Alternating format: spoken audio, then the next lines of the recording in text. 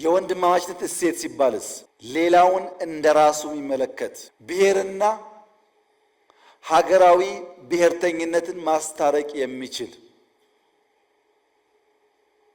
እኔ ኦሮሞ ነኝ፣ ምንም ችግር የለውም። ኦሮሞነቴ ኢትዮጵያዊ መሆኔን የሚያሰቃየኝ መሆን የለበትም። እኔ ሰው ነኝ፣ እኔ አብይ ነኝ፣ እኔ ወንድ ነኝ። እነዚህ ማንነቶችን አስታርቄ መጓዝ የሚችል መሆን መቻል ይኖርብኛል። አንደኛው ገዝፎ ሌላውን በማኮስመን አብሮ መኖርን የሚያጠፋ እንዳይሆን መጠበቅ ያስፈልጋል።